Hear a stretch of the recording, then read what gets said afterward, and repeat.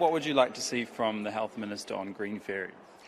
So I made it abundantly clear about 2 weeks ago with a letter that I wrote to the Minister and to the Minister of Customs, Meka Whaitiri, that we need an amnesty for green fairies and for the patients of green fairies, because we know that we have some of the strictest medicinal cannabis regulations in the entire world, and therefore there are still hundreds of thousands of New Zealanders, based on estimates from the Ministry of Health, that are still having to go through that illicit black market. What brought on this? What motivated you to do this?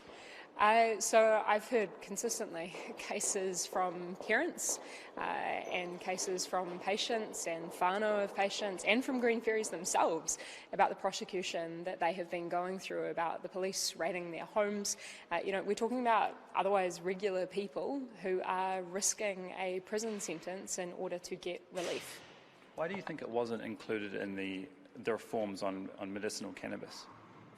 Politics, pure and simple. I mean, if you look at the trajectory of the medicinal cannabis regime that we ended up with, that was preceded by a medicinal cannabis members bill, formerly in the name of the Honourable Julianne Genter, then in my name when she became a minister, Can't Progress a Members Bill as a minister, and therein we had provision for what was known as personal cultivation, and effectively a licensing scheme therein where somebody could pass that licence along to the likes of a green fairy.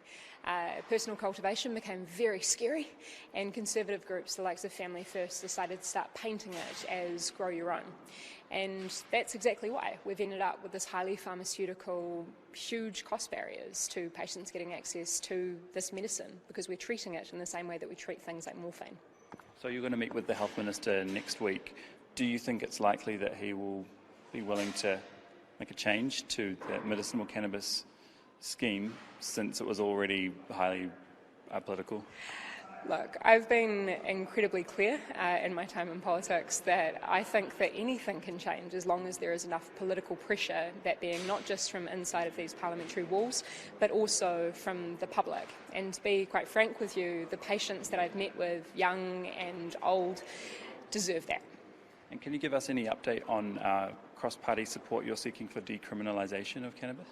Those conversations are always live. What I can tell you is the immense amount of frustration that we have experienced in trying to work with the National Party on this. It's become really clear that in much the same tack that they right now are taking with the Independent Māori Health Authority, they are also taking to a lack of evidence-based want for discussion in the drug law reform space.